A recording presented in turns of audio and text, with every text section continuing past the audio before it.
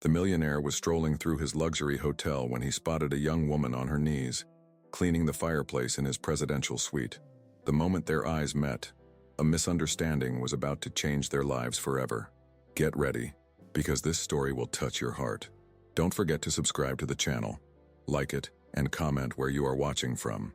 The March rain fell heavily on the roof of the small apartment in the Millionaire neighborhood, in the northern part of Rio de Janeiro. Carolina Santos rubbed her tired eyes as she tried to concentrate on the medical books spread out on the table. Lightning briefly illuminated the apartment through the poorly sealed window, and the sound of water dripping from a pan in the corner of the room competed with the sound of the rain. The phone rang, interrupting her thoughts. Aunt Zelia's name appeared on the screen, and Carolina answered immediately, concern evident in her voice. "Carol, I had an accident," Zelia said between moans of pain. "I slipped on the wet subway stairs and hurt my ankle badly. The doctor at the clinic said I can't put any weight on my foot for at least a week. It's really painful, dear." Carolina, distressed, asked if she needed anything. "It's not that, Carol. I can't work at the Copacabana Palace tonight. I'm on probation due to the new management. If I miss work, they can cancel my contract. Supervisor Oliveira already fired 2 old cleaners last week for being late." Carolina felt a tightness in her chest. Zelia's job at the Copacabana Palace, the city's most luxurious hotel, was the only source of steady income they had since their parents died in an accident on the Rio Santos highway. That job was not only vital for Zelia's survival, but also for Carolina's academic future. "I don't know what to do," Zelia said, her voice breaking. "If I lose this job..." Carolina looked at her books. The interview for her scholarship at the UFRJ University Hospital was in 2 days. She still had hours of material on cardiothoracic surgery to review. Besides, this would be no ordinary shift. She would work on the executive floor, where the most important guests during the Rio Film Festival stayed. Actors, directors, businessmen, everything had to be impeccable. With a sigh, Carolina closed her anatomy textbook. "Okay, Auntie, I'll cover your shift. Rest and follow the doctor's orders." As she hung up, she felt the weight of responsibility weigh down on her. Her college tuition was late, and her landlord had already threatened to evict them twice that month. There was no choice. Zelia's uniform hung on the back of the door. It was too big for Carolina, but she adjusted the sleeves and tied her curly hair into a low bun, like her aunt used to do. Her ID badge seemed to weigh heavily in her pocket, a constant reminder of the risk she was taking. The last bus to the south side was nearly empty. Through the fogged-up window, Carolina watched the city lights reflected in Guanabara Bay. When she got off at Avenida Atlantica, the rain had eased to a persistent drizzle, but enough to soak her shoes all the way to the hotel. The imposing Copacabana Palace, with its illuminated Art Deco facade, seemed far from her reality. Carolina hesitated at the service entrance, her heart racing. She had never been there, not even in the lobby. With one last look at Copacabana Beach, she swiped Zelia's badge and entered. The service corridors were a stark contrast to the opulence of the public areas. Concrete walls, fluorescent lights, and the smell of industrial cleaning products. A supervisor with dark circles under his eyes greeted her with an impatient nod. "You're late, Santos," he said without looking up. "Wait, you're not Zelia?" Carolina felt her blood run cold. "I'm her niece, Carolina. My aunt hurt her ankle and asked me to fill in for her. She called to let me know." The supervisor looked at his watch and, with a sigh, replied, "We don't have anyone to cover the executive floor right now. Do you know what you're doing?" Carolina, trying to sound confident, lied. "Yes, my aunt explained the whole procedure to me." The supervisor hesitated for a moment, then pushed a cleaning cart towards her. "Floors 10 and 16, some VIPs from the festival returned early from their screenings. Be meticulous and discreet." Carolina nodded, picking up the cart and heading towards the service elevator. When the doors closed, she let out a breath she hadn't realized she was holding. She didn't know what kind of situation she had gotten herself into. The elevator stopped on the 10th floor, and Carolina felt as if she had entered another world. The soft carpet beneath her feet was a deep navy blue with gold accents, reminding her of the Teatro Municipal, which she had once visited on a school trip. Crystal sconces illuminated the hallway with a soft glow that highlighted the paintings of Brazilian landscapes on the walls. Pushing the cart down the quiet hallway, Carolina passed through the double doors of fine wood, each with gold numbers, not names. Behind these doors were people she would never meet. Tycoons, actors, directors, Lives that existed only on social media. In the movies she rarely had the money to see. She glanced at the to-do list. First room 1045, unoccupied, in need of thorough cleaning. Taking a deep breath, she swiped her keycard and pushed open the door. What she saw took her breath away. The room was larger than the entire apartment she shared with her aunt. Imported marble floors, floor-to-ceiling velvet curtains, a king-size bed with sheets that felt like clouds. In the bathroom, toiletries in packages worth more than her weekly salary. Pulling on her gloves, Carolina got to work. She meticulously cleaned every surface, rearranged the towels precisely, checked the minibar, and vacuumed every inch of the carpet. Her hands shook slightly with fear that she would make a mistake, that she would jeopardize her aunt's job. She was finishing the second room when the walkie-talkie on the cart crackled. "Anyone available on the executive floor? We have a situation.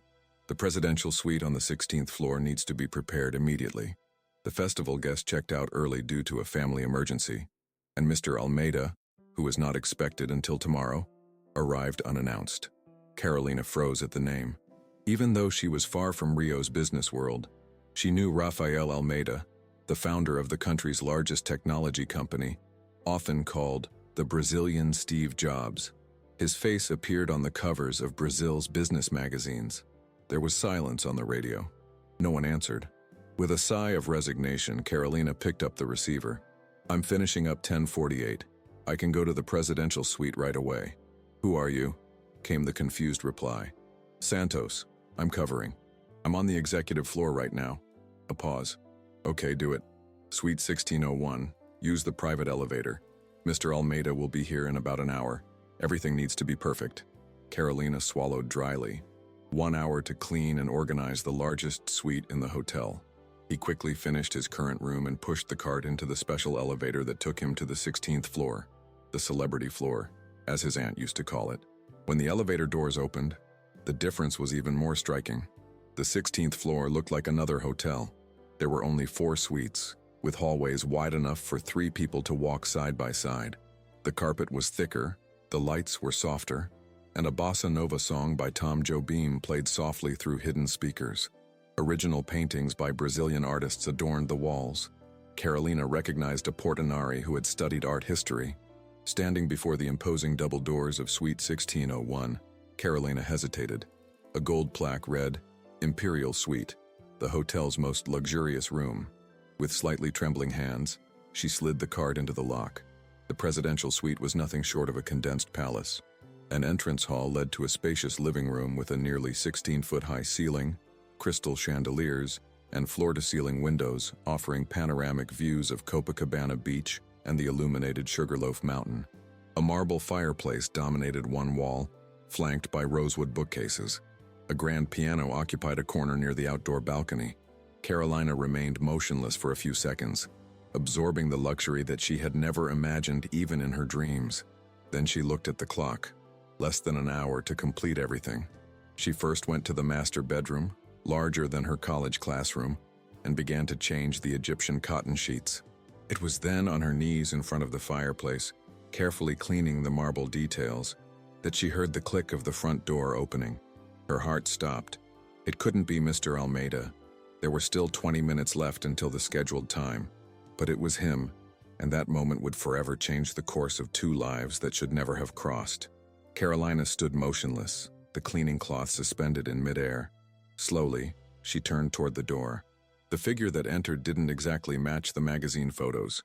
In person, Rafael Almeida seemed simultaneously more human and more imposing. Tall, in his 40s, with black hair and a neatly trimmed beard, he wore a navy blue suit that Carolina guessed cost more than an entire semester of medical school.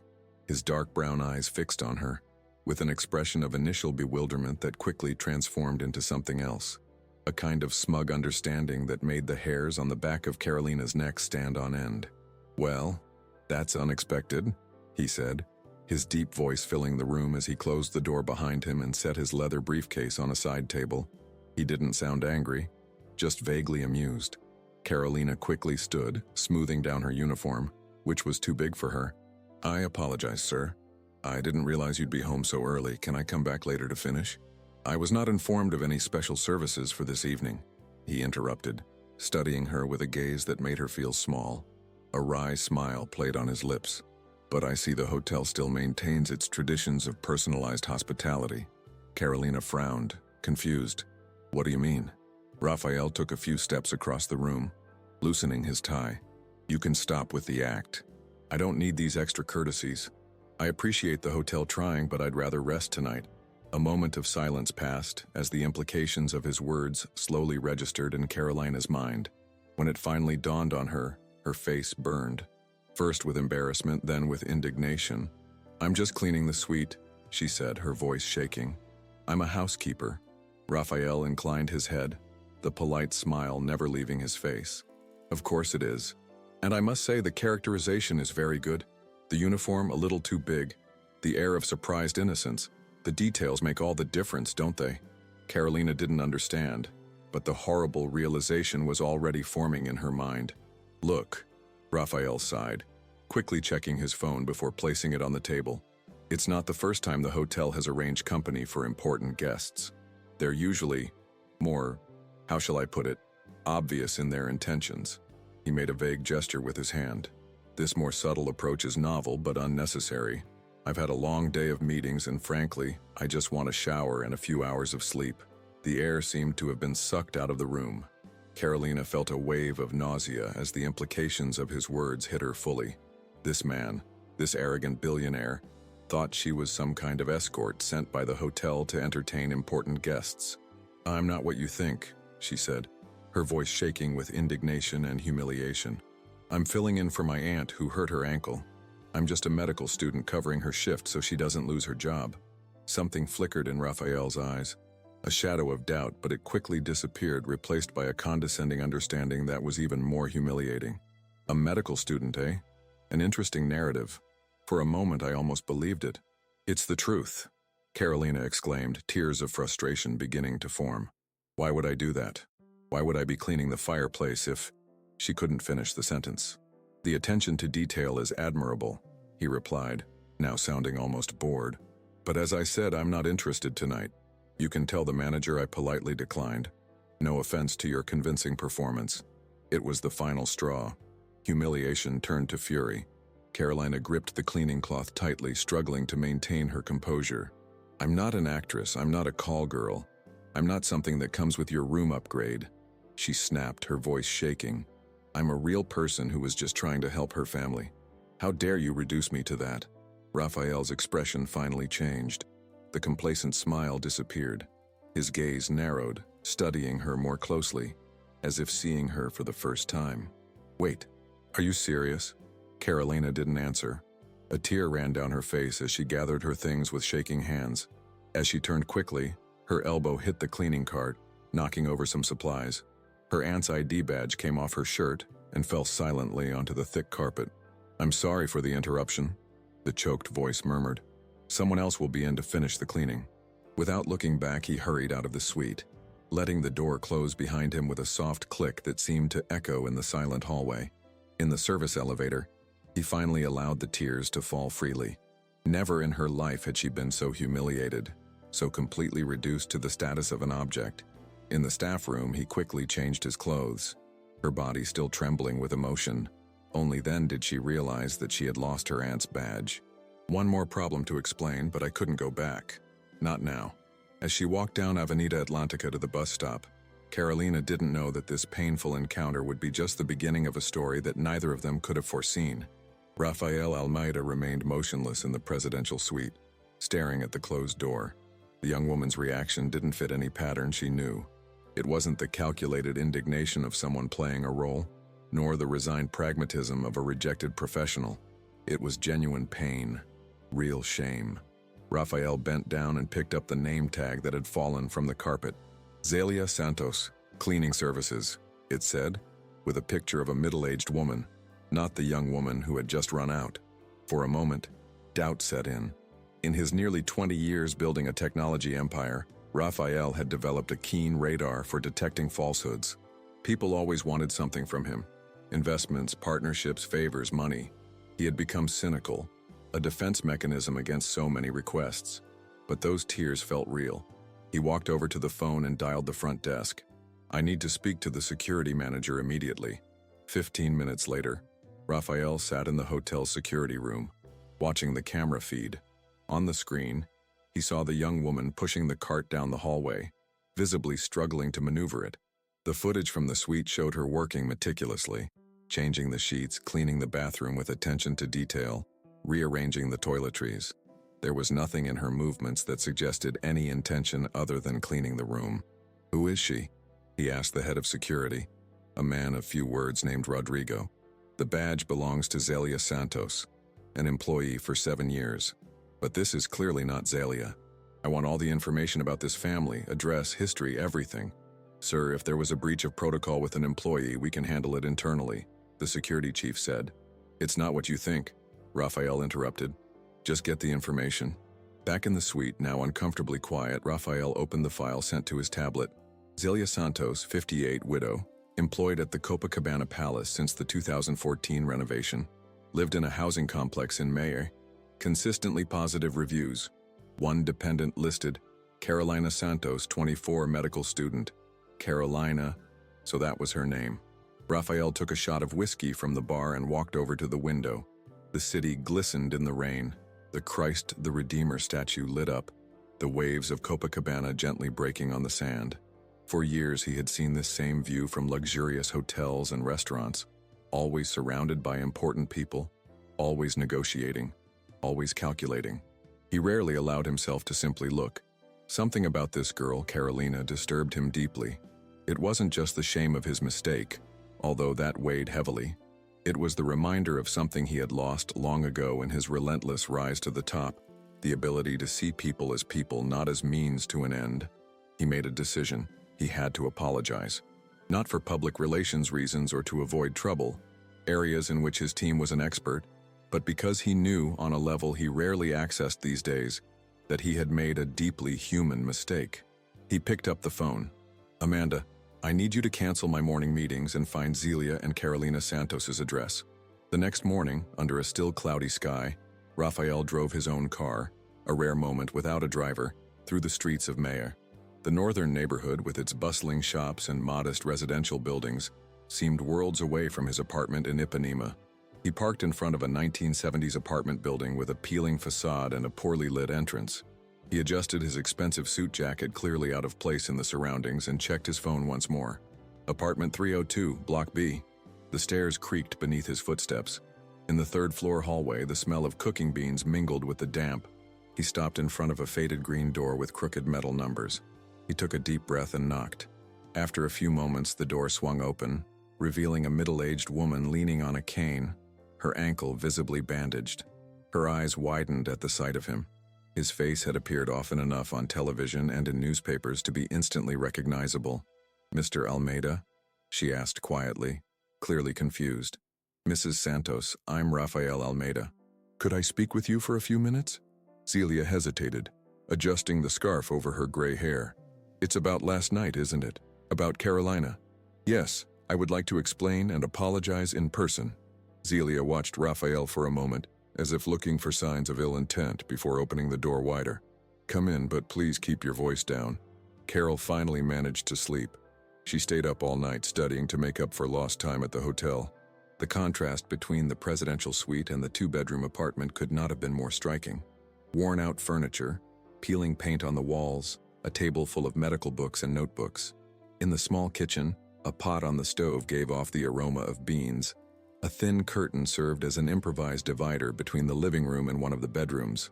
"Please have a seat," Zelia said, indicating the worn sofa. "Sorry for not offering coffee. We weren't expecting guests." "Don't worry," Rafael replied, sitting uncomfortably. The apartment seemed smaller than his closet in Ipanema. Zelia sat down on a wooden chair, placing her cane beside her. "So, what exactly happened last night?" she asked, with the frankness characteristic of the people of Rio. Rafael briefly explained the misunderstanding, choosing his words carefully but not omitting his responsibility. When he finished, Zelia nodded slowly. "I warned her there might be trouble." He sighed, but she insisted. "Aunt Zelia," she said, "if you lose this job, how will we pay for college? How will we pay the rent?" Always thinking of others, that girl.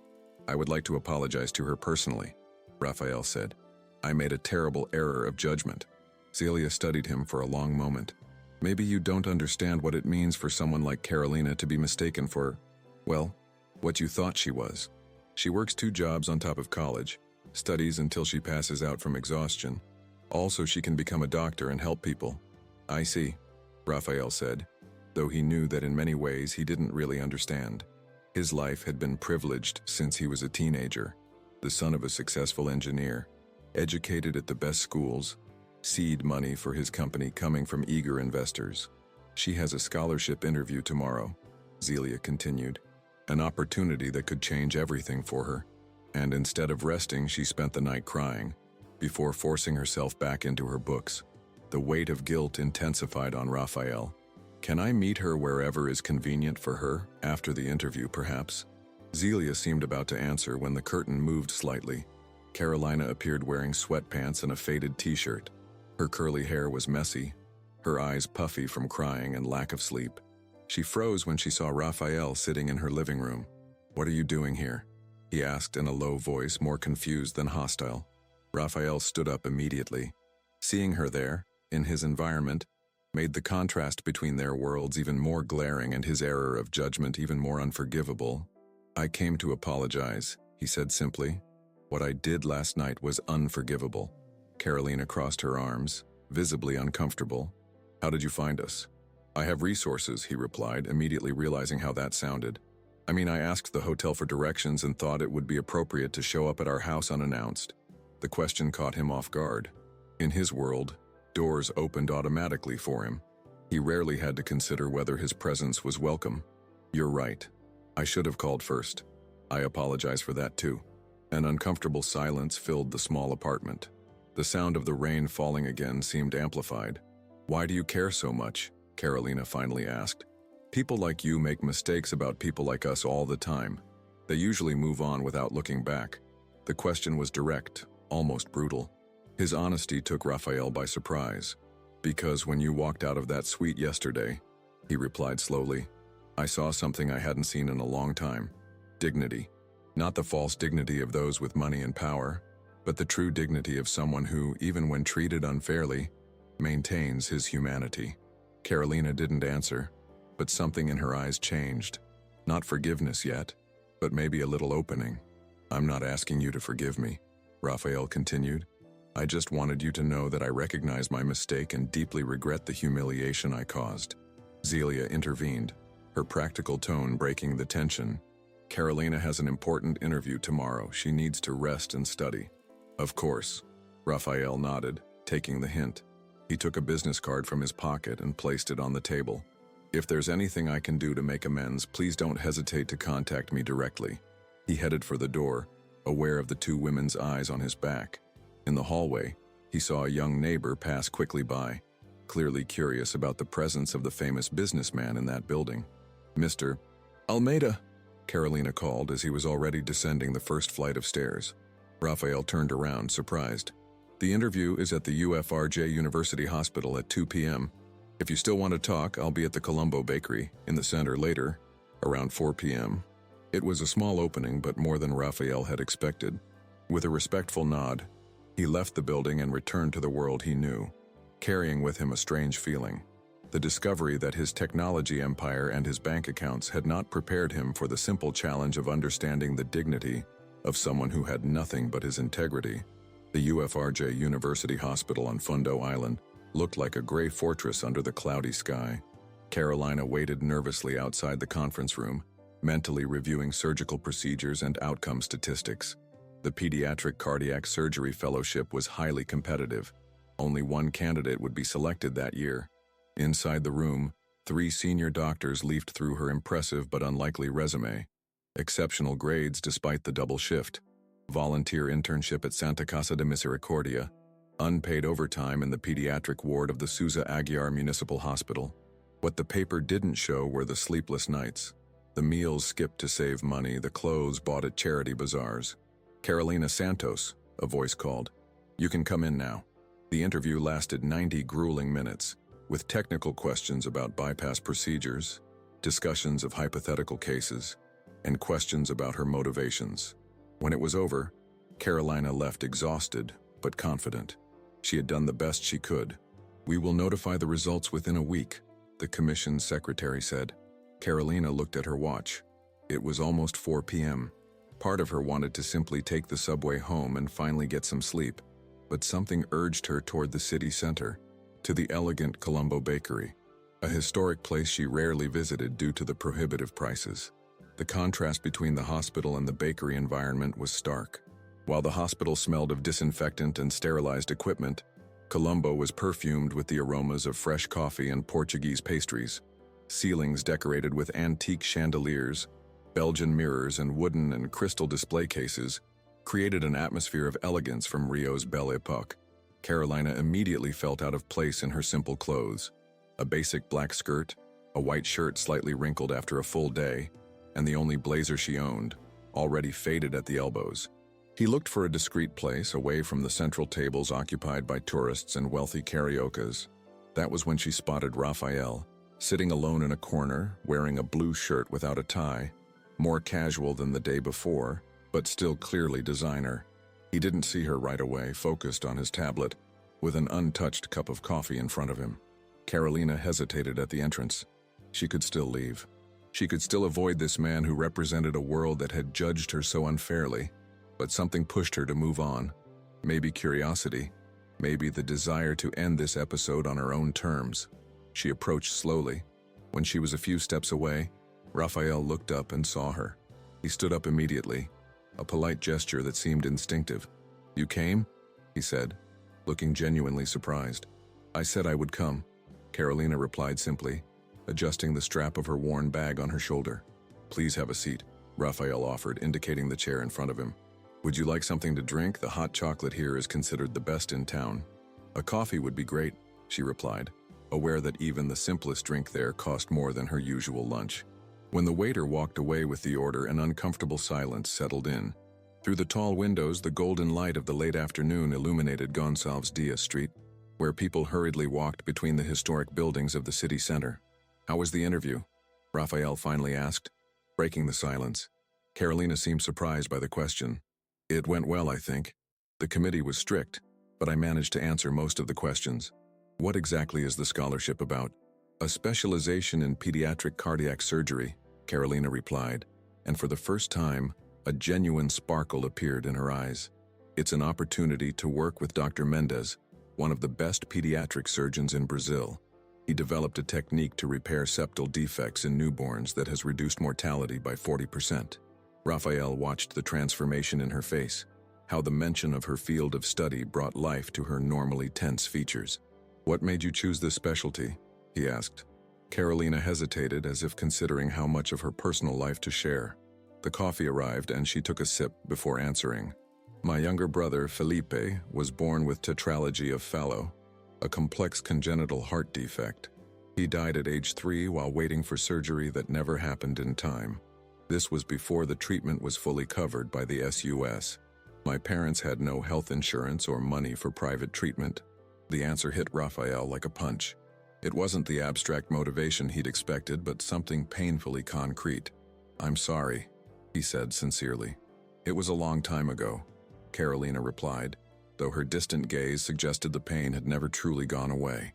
No family should have to lose a child over financial issues. The simplicity of the statement resonated in the space between them. It was not a political slogan or an ideological statement. It was the direct conclusion of a traumatic personal experience. Rafael felt it slowly. "That's why you want to be a doctor, to prevent other families from going through what yours went through." "Partly," Carolina agreed. "Also because I have a knack for it. And because every child I save," she trailed off, apparently uncomfortable with the emotion that threatened to surface. "It's like saving your brother in a way," Rafael finished softly. Carolina looked at him in surprise, as if she hadn't expected such an insight from him. She nodded slightly. "Look, Mr. Almeida." "Rafael, please," he corrected himself. "I understand why you came to apologize, and I accept your apology. What happened was a terrible misunderstanding, but it's in the past. You don't need to feel guilty or do anything else about it." He studied her face for a moment. "That's very generous of you, but I actually think there's something I can do." Carolina frowned. "If you're thinking of some kind of financial compensation, I'm not interested." The firmness of his words surprised Rafael. Most people in his position would see the opportunity to get something out of the situation. "That's not it," he replied. "The Almeida Institute has a scholarship program for medical students. We focus primarily on medical research and health technology development, but we also have a division dedicated to pediatric surgery." Carolina's eyes narrowed slightly. "Are you offering me a scholarship out of pity?" "Not out of pity," Rafael replied calmly. "Out of merit. Your academic record is exceptional, despite all the adverse circumstances. The kind of determination you've demonstrated is exactly what we look for in our scholarship recipients." Carolina sighed, setting her cup down on its saucer with a soft clink. "Look, I appreciate the offer, but I don't want anything that comes from a sense of obligation or guilt. I've worked hard to get where I am, and I'll continue to work hard regardless of the outcome of today's interview." The quiet firmness with which he spoke, without bitterness or resentment, just simple dignity, impressed Rafael again. It was a rare quality in his world of fierce ambitions and hidden agendas. "I respect your position," he said finally, "but I would like you to at least consider the possibility, not as a personal favor, but as a qualified candidate who deserves the opportunity." Carolina took another sip of coffee, thoughtful. "Why do you care so much?" "Because your talent should not be wasted for lack of resources," he replied. "And because you reminded me of something I had forgotten." "What? That real value has nothing to do with money?" Carolina said with a slightly ironic smile. Rafael smiled slightly. "It's ironic that it took someone who can barely pay the rent to remind someone who owns half the buildings on this street." Carolina didn't answer immediately, studying him as if trying to decipher a particularly complex puzzle. Finally, she picked up her bag. "I have to go.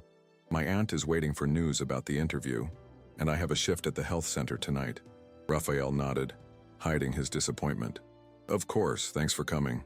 She stood up, but before leaving, she hesitated. "I'll think about the scholarship. I'm not promising anything, but I'll consider it. That's all I ask," he replied. Carolina adjusted the scarf around her neck and walked towards the exit. Before reaching the door, she turned around one last time. "Did you know that the first successful heart transplant in Brazil was performed at the Hospital das Clínicas in São Paulo in 1968? The patient lived only 28 days but paved the way for thousands of lives saved later." Rafael shook his head, surprised by the change of subject. "Today, Brazil has one of the largest heart transplant programs in the world, even with few resources," she continued. "And do you know why? Because Brazilian doctors are trained to perform miracles with the basics. No amount of money can buy that kind of creativity and determination." With that, she left, leaving Rafael alone with his thoughts and a deepening impression that he had found someone truly extraordinary in the most unlikely of circumstances. In the following days, Carolina focused on her work at the health center and waiting for the grant's response. She was exhausted, but determined.